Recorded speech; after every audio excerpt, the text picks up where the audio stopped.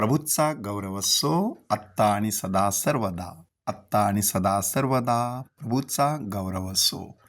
सुखानु घेरे प्रभू तुझ्या हाती, वल्लव रे माझी नावने किनारी.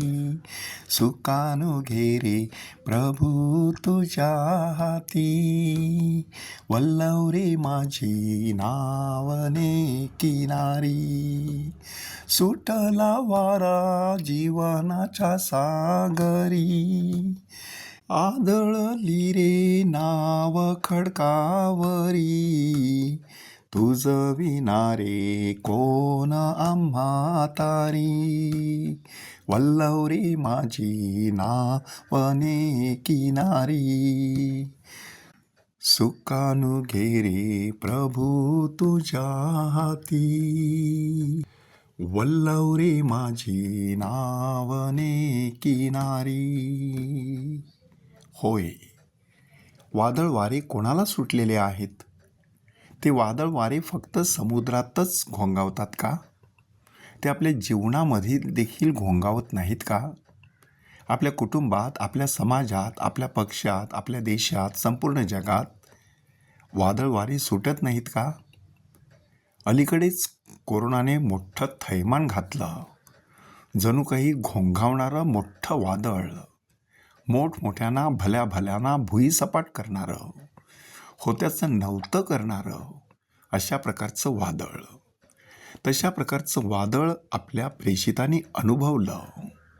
परंतु त्या वादळामध्ये मात्र प्रभू येशू ख्रिस्त शांतपणे झोपी गेलेला.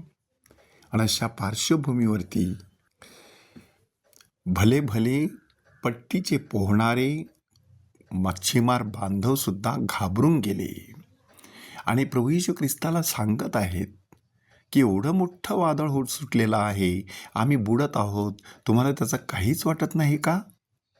खरंच प्रभूला काहीच वाटत नसावं का? परंतु खरी गोम कशामध्ये आहे? भर वादळामध्ये सुताराचा मुलगा शांत होता आणि पट्टीचे पोहणारे कोळी बांधव मात्र अस्वस्थ होते. कारण वादळ फक्त बाहेर नव्हतं, वादळ त्यांच्या अंतःकरणात होतं.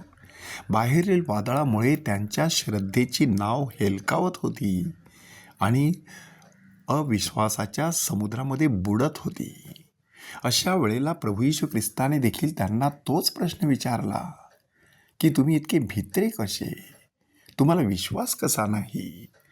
श्रद्धेची नाव ज्यावेळेला भक्कम असते तेव्हा अविश्वासाचं वादळ त्या श्रद्धेच्या नावेला बुडवू शकत नाही.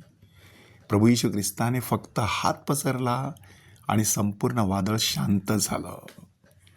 आणि ते बघितल्यानंतर त्यांना देखील आश्चर्य वाटलं की हा आहे तरी कोण?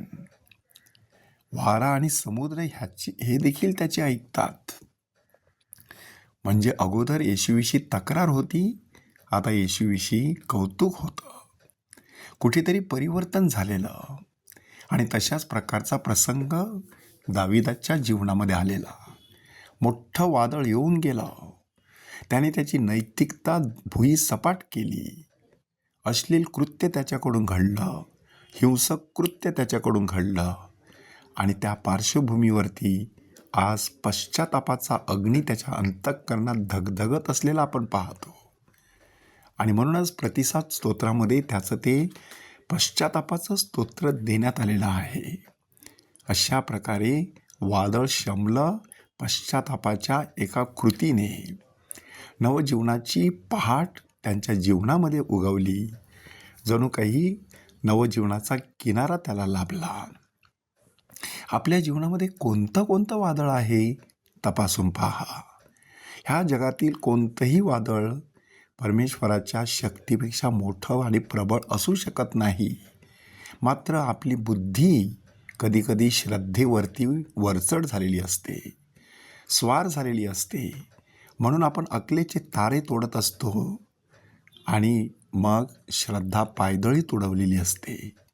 आज आपल्या श्रद्धेची होडी प्रभूच्या हाती सोपूया आणि त्याला सांगूया, सुखानु घे रे प्रभू तुझ्या हाती, वल्लव रे माझी नाव किनारी. त्या प्रभूचा गौरव असो आत्ता आणि सदा सर्वदा. आत्ता आणि सदा सर्वदा प्रभूचा गौरव असो.